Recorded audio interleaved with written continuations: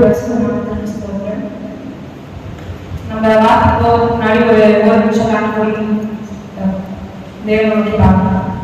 ஸ்தோத்திரம் ஸ்தோத்திரம் வளர்ந்தே ஏசுப்பா. நாளை ஏசுப்பா எங்களுக்கு கொடுத்து ஏசுப்பா கிருபைக்காக ஏசுப்பா.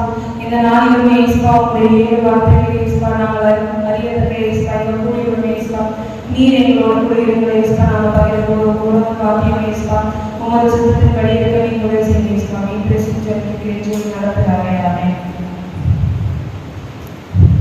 சந்தோஷமா இருக்கீங்களா? சோகமா இருக்கீங்களா? இன்னைக்கு சந்தோஷமா இருக்குமா சோகமா இருக்குமா? ஏன்?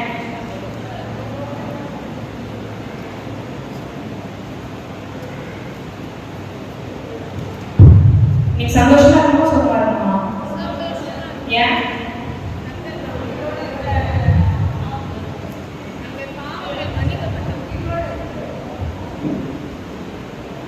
இந்த நாள் பொறுத்த வரைக்கும் மற்றவங்க எல்லாருக்கும் நம்மள இருக்காங்க பொறுத்தாலே இருக்கிற மக்கள் எல்லாருக்கும் இந்த நாள் வந்து இயேசு கிறிஸ்து மரணம் அடைஞ்சாங்க. அவங்க பொறுத்த வரைக்கும் நம்ம எல்லாரும் எப்படி இருக்கோம்? சோகமா இருக்கும். ஆனா நம்ம எப்படி இருக்கோம்? ஆக்சுவலா மூன்றாவது நாள் ஒரு அப்படியே உயிர்த்து இருப்பாங்க. அதை விசுவாசிக்கிற நம்ம எல்லாமே சந்தோஷமா இருக்கும். கரெக்டா? உங்க பக்கத்துல இருக்கவங்களை பாருங்க, கைதான் கொடுக்குறாங்களா? பார்க்க மட்டும் செய்யுங்க. சொல்றது திருப்பி சொல்லணும். ப்ளீஸ் தூங்காதீங்க, தூங்கக்கூடாது. ஓகே, நான் இப்ப பேசுகிற வார்த்தை வந்து பராமரி.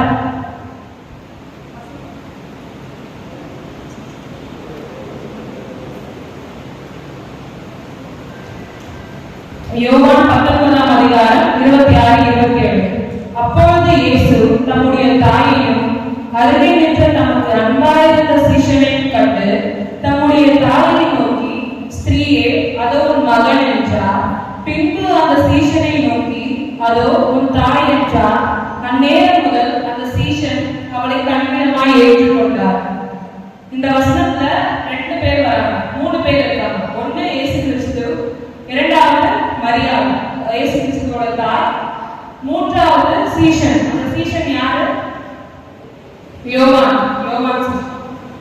இந்த 3 பேரை குறித்து தான் நம்ம இன்னைக்கு பார்க்க போறோம். ஒரு 4 விஷயங்கள் பார்க்கலாம். முதலாவது, இந்த வார்த்தையை சொல்லும் போது அந்த இடத்துல என்ன மாதிரி சூழல் இருக்குது அப்படின்னு சொல்லி பார்க்கலாம். யோவான் 19ஆம் அதிகாரத்துல 23ஆவது வசனம், போஸ்டேதுல இயேசுவை சிலுவையில் அறையப்பட்டு. இந்த வார்த்தை எப்ப வந்து நம்ம பேசுற 7 வார்த்தையும் சிலுவையில் அறையப்பட்டு இயேசு கிறிஸ்து சொல்றது. அந்த டைம்ல இயேசு கிறிஸ்து எப்படி இருந்தாரு? உடல் முழுவதும் காயங்கள் இருக்குது, முள்முடி காயங்கள், ஆணி காயங்கள், கைகள். இதனால அதிகமான ரத்த சிந்துதல் இருக்கு. மருத்துவ ரீதியா எப்படின்னா, ஒருத்தவங்களுக்கு ஒரு 10 ml ரத்தம் வந்து உடம்புல இருந்து வந்தாலே அவங்களுக்கு தலை சுத்த ஆரம்பிக்கும், மயக்கம் வரும், வாமிட் வரும், பலவீனம் ஆவாங்க, எழுந்து நிற்கிறதுக்கு தெரிஞ்சிருக்காது, யோசிக்க முடியாது. அவங்களுக்கு வந்து என்ன சொல்றது, இல்லாதவங்க இருக்கிற மாதிரி தெரியும். கொஞ்சம் மன ரீதியா நம்ம பாதிக்கப்படும். இவ்வளவு பிரச்சனை இருக்கு, 10 ml பிளட் வந்து நம்ம உடம்பு விட்டு போனோம். ஆனா இயேசு கிறிஸ்து எப்படி கடைசி இருக்கும் போது என்ன இருக்குது? உடம்புல தண்ணீரும் ரத்தமும் கலந்து. அந்த மாதிரி நிலையில இயேசு கிறிஸ்து சொன்ன வார்த்தை வந்து,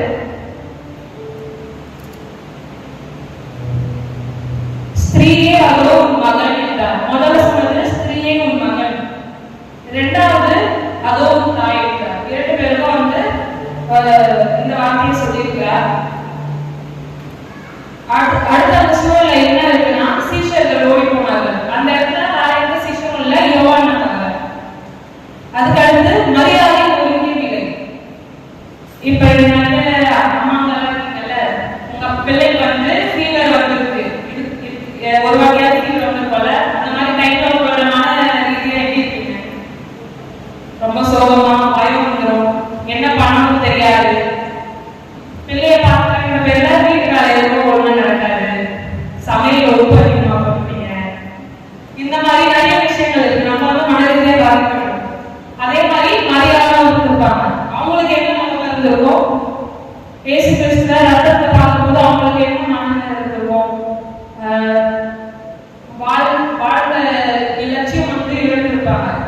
துக்கம் நிறைந்திருப்பாங்க. இந்த மாதிரி மரியாதை இருக்கிறாங்க. அதுக்கடுத்து யோவான் சீஷன் இருக்காங்க. அவர் எப்படின்னா சிலுவையின் அடியில வந்து இயேசு கிறிஸ்துவோட இருக்காரு. இதுதான் அங்க இருக்கிற சூழல். இதை வச்சு ஒரு 4 விஷயங்கள் பார்த்து நம்ம 3வது வார்த்தை முதல்ல விஷயம் அந்த வசனத்தை திருப்பி வாசிப்போமா? 26. அப்போது இயேசு தம்முடைய தாயையும் அருகே நின்ற தமது அன்பாயிருந்த சீஷரையும் கண்டு. இந்த இடத்துல மரியாதை தாயை குறிப்பிடுகிறார். தாயையும் அருகே நின்ற சீஷன். ஆனா அவர் சொன்ன வார்த்தை என்ன? ஸ்திரீயே அதோ மகன். அவர் தாய் அப்படின்னு சொல்லல, அம்மான்னு சொல்லல, அங்க ஸ்திரீன்னு சொல்லி குறிப்பிடுகிறார்.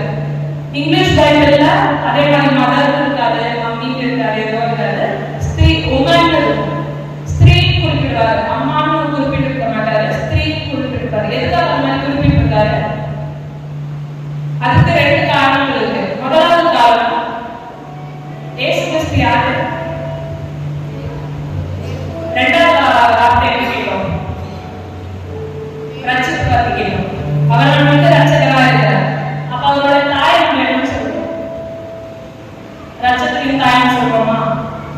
இயேசு கிறிஸ்து நம்ம எப்படி வந்து இதுக்கு அடுத்து இப்ப நம்ம துதிக்கிறோமோ, ஆராதிக்கிறோமோ, அவரை நம்ம எப்படி தொழுது கொள்றோமோ, அதே மாதிரி இப்ப இயேசு கிறிஸ்துவோட தாய் வந்து இருப்பாங்க. ஆனா அது வந்து இருக்கக்கூடாதுன்ற ஒரு காரணத்துக்காக அந்த தாய் என்ற கடைசி வார்த்தையை சொல்லும் போது தாய் என்ற வார்த்தையை அவர் குறிப்பிடாம பெண்ணை குறிப்பிடுகிறார். அதுக்கடுத்து அந்த நாள் முதல் அவர் வந்து மரியாதை வந்து பிள்ளையா இருக்க போறது. அவர் வந்து காரணமடைந்து 3ஆம் நாள் வைத்திருக்கிறார். அந்த இந்த 2 காரணத்துக்காக அந்த இடத்துல வந்து மரியாதை தாயை குறிப்பிடாம ஸ்திரீயே என்று குறிப்பிடுகிறார். 2வது காரியம் என்ன பார்க்க போறோம்னா பராமரிப்பு. இந்த பராமரிப்பு யாரை குறிச்சிருக்குன்னா மரியாதைக்கான பராமரிப்பு. மரியாதை இதுக்கு முன்னாடி சொன்ன மாதிரியே மரியாதை எந்த மாதிரி நிலைமையில இருப்பாங்க? தனிமையா இருப்பாங்க. அவங்களுக்கு இயேசு கிறிஸ்து விட்டா யாரும் கிடையாது, சகோதரிகள் இருப்பாங்க. ஆனாலும் இயேசு கிறிஸ்து தான் பிரதான கரெக்டா. அவர் இல்லாத போது தனிமையில இருந்திருப்பாங்க, வேதனை நிறைந்திருப்பாங்க. அவங்களோட வாழ்க்கையான முதல் பொறுப்பு என்ன? கண்ணியா இருந்து கர்ப்பம் தரித்து இயேசு கிறிஸ்து அந்த வாழ்க்கையான லட்சியம் வந்து இந்த நாளோட முடியுது. கரெக்டா? அந்த ஒரு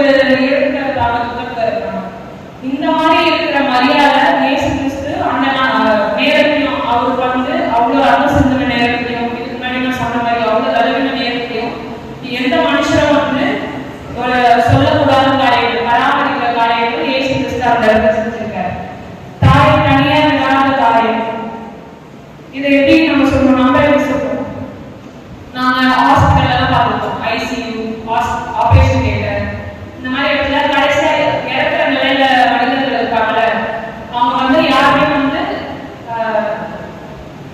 அவங்க பிள்ளைகளை குறிச்சோ, கணவன் மனைவி குறிச்சோ, பெற்றோர்களை குறிச்சோ வந்து பயப்பட மாட்டாங்க. அவங்களுக்கு அந்த கடைசி நிமிடத்துல என்ன பயப்படுனா, நான் எதுவுமே வந்து எனக்காக செஞ்சுட்டே, என் வாழ்க்கை வந்து ரோஜமா நாங்க இதுதான் வந்து அதிகமா பேஷண்ட் கிட்ட இருந்து கேட்கிறவாங்க. ஆனா இதுதான் சாதாரணமா நடக்குது. ஆனா தேவன் என்ன செஞ்சு, இயேசு கிறிஸ்து என்ன செஞ்சிருக்காரு? அந்த நேரத்திலும் தாயை குறிச்சு கவலைப்படுறாரு. அதுக்கான வார்த்தை தாயை வந்து தனியா தனிமையா இருக்க விடாம, அவங்களை கைவிட்ட நிலையா இருக்க விடாம இருக்கிறதுக்காக அவங்கள ஒருத்தவங்க கிட்ட பாரம்பரியமா கொடுக்குறாரு. அந்த தான் யோவான். சிலுவையின் வேதனையிலும் கூட இயேசு கிறிஸ்து தாயைக்காக பராமரித்து கொண்டிருக்கிறார். இது மூலமா நம்ம என்ன கத்துக்கணும்னா, கடினமான நேரத்துல எவ்வளவு கடினமா இருந்தாலும் இயேசு கிறிஸ்துக்கு மூச்சடவுல பிரச்சனை இருக்கும், அந்த நேரத்திலும் பராமரிப்பு கொடுத்து பேசுறது. அவர் கூடவே நம்மளும் எந்த கடினமான நேரத்துல இருந்தாலும்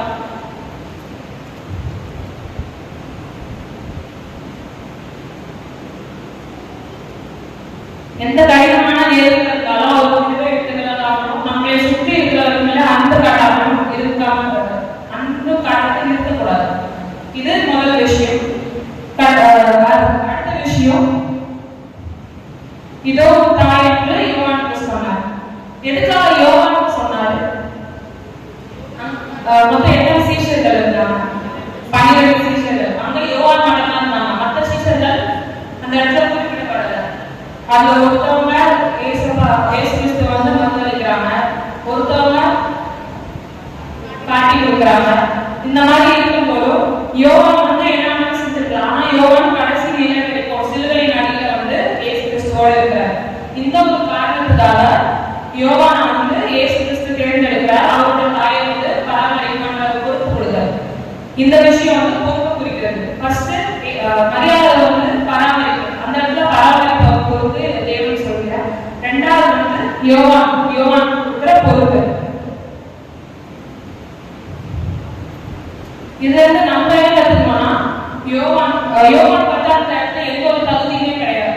தகுதி இல்லைன்னா அவர் வந்து பணக்காரர் கிடையாது, அந்த மாதிரி எந்த ஒரு விஷயமும் இல்லை. ஆனா தேவன் வந்து யோவான் வந்து இயேசு கிறிஸ்துவோட நிலைத்திருந்தார். ஒரே ஒரு காரணத்துக்காக இயேசு கிறிஸ்து யோவானை தேர்ந்தெடுக்கிறார். அதே மாதிரி நம்ம கிட்ட பணம் இருக்கு, செல்வங்கள் இருக்கு, படிப்பு இருக்கு, இதை குறித்து நம்ம வந்து யாருக்குமே வேண்டி பாராட்டாம அவர் கூட நிலைத்திருக்கணும். இது எதுவுமே வந்து நம்ம கூட எப்பவுமே நிலைப்பெற்றிருக்காரு. நம்மளுக்கு எப்பவுமே நிலைப்பெற்று இருக்கிற ஒரே விஷயம் விசுவாசம்.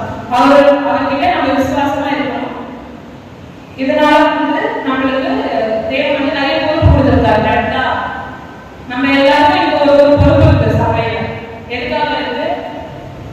நம்ம பணக்காரர்களா இருக்காங்க, படிச்சவர்கள் இருக்காங்க, இல்ல கிறிஸ்துவங்களா பரவங்களா இருக்காங்க. தேவன் வந்து நம்ம வந்து விசுவாசிக்கணும். அவர் மேல இருக்கிற நம்பிக்கைய, அவர் மனது மீண்டு எழுதாத நம்பிக்கையில நம்ம விசுவாசித்திருக்கிறவர்களுக்கு பொறுப்பு தேவன் கொடுத்திருக்கிறார். அதே போல யோவானுக்கும் தேவன் பொறுப்பு கொடுத்திருக்கார்.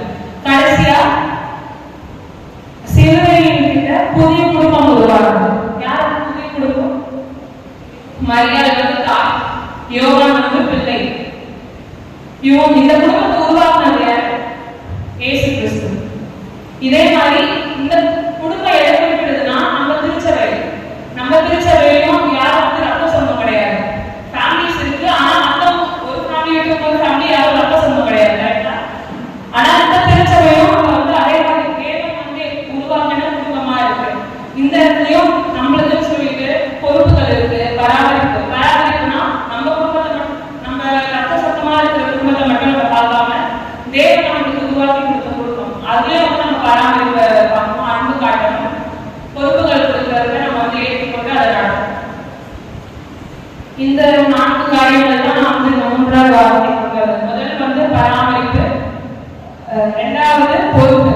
தேவன் நம்மளுக்கு என்ன பொறுப்பு, இயேசு கிறிஸ்து நம்மளுக்கு என்ன பொறுப்பு கொடுத்திருந்தாலும் அதை ஏற்ற மனதைரியம் நம்மளுக்கு இருக்கணும். அதுக்கடுத்து புதிய குடும்பம்.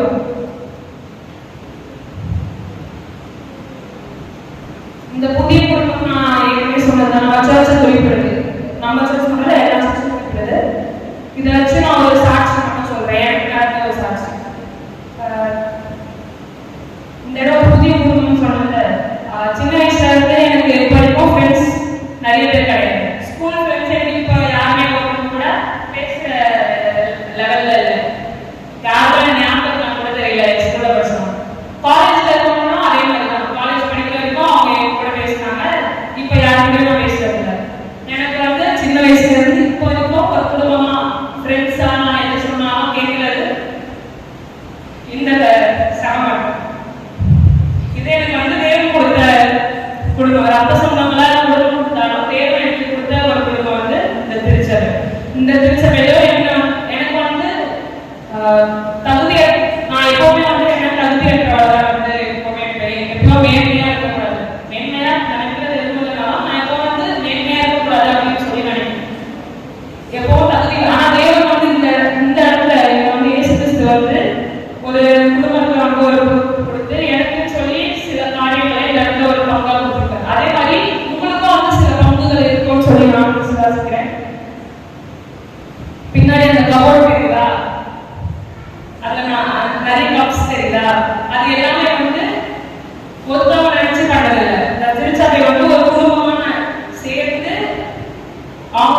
அவங்களோட பங்கு கொடுத்ததுனால கடைசி பரிசு. அது வந்து பரிசுகள் காட்டி எடுத்துக்காட்டு. நம்ம எல்லாம் வந்து குடும்பமா இருக்கிறோம், தேவன் உருவாக்கிய குடும்பமா இருக்கிறோம்னு சொன்னா அது ஒரு அடையாளமா இருக்கு. அந்த எடுத்துக்காட்டு அந்த பரிசு வாங்கினதுக்கு வாலிப பிள்ளைகள் மட்டும் காரணம் இல்லை, சண்டே கிளாஸ்ல பாடின பிள்ளைகள் மட்டும் காரணம் இல்லை. எல்லாருமே கமிட்டியில வந்து சர்ச்ல பிராக்டிஸ் பண்ண இடம் கொடுத்தது, சேர் பண்ணது, அதே மாதிரி பெற்றோர்கள் எவ்வளவு நேரம் ஆனாலும் கூட இருந்து அவங்களும் பாதுகாத்து கொடுத்தாங்க. நைட் டைம்ல இருந்தாலும் அவங்களும் கூட இருந்து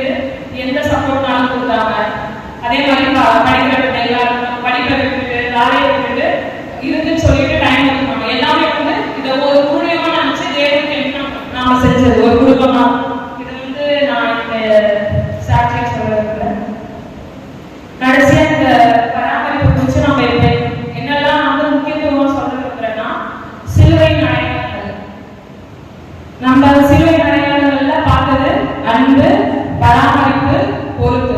இதே மாதிரி நம்ம வாழ்க்கையிலையும் நம்ம இதெல்லாம் தெளிவா தெரிஞ்சுக்கணும். நம்மளுக்கு என்ன பொறுப்பு இருக்கு, நம்ம யாரை பராமரிக்கணும், அன்பு காட்டணும், இந்த விஷயம். அதுக்கடுத்து இயேசு தன் துக்கத்திலும் நம்மை கவனிக்கிறவர். எப்படி மரியாதை வந்து இயேசு அந்த துக்க காரியத்தையும் வந்து பராமரிப்பு கொண்டாரோ, கைவிடாமல் இருந்தாரோ, அதே மாதிரி அவர் நம்மளையும் கைவிடாத தேவன். அதே போல நம்மளும் சபையில் இருக்கிறவர்கள் யாரெல்லாம் தனிமையில இருக்காங்களோ, துக்கத்துல இருக்காங்களோ, நாமளும் வந்து குடும்பமா இருக்கிறத அடையாளப்படுத்தபடியா அவங்களோட தேவைகள் என்னன்னு அறியணும், அவங்களோட கஷ்டத்தெல்லாம் என்னன்னு அரைச்சு அவங்களுக்கு உதவி செய்யணும்.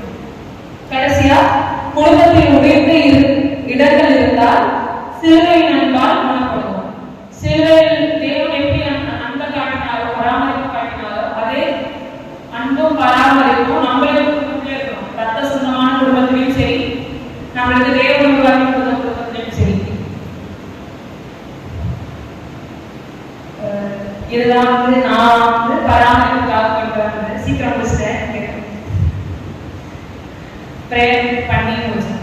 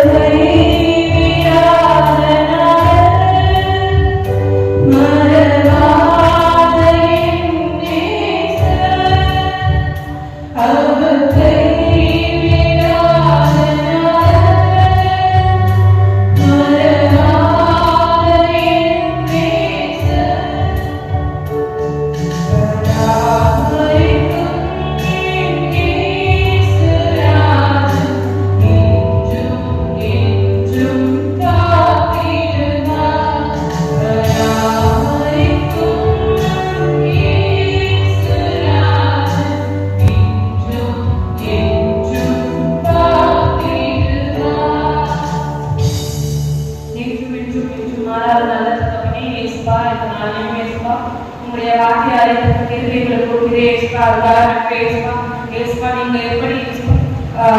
எப்படி மரியாதை கைவிடாத நிலைமையில தந்தர்மி அதே மாதிரி எங்களுக்கும் நாங்கள் எந்த நிலையில இருந்தாலும் நீ என்னை பராமரிக்கிற தேவனா இருக்கிறேன், என்னை காத்து நடக்கிற தேவனா இருக்கிறேன்.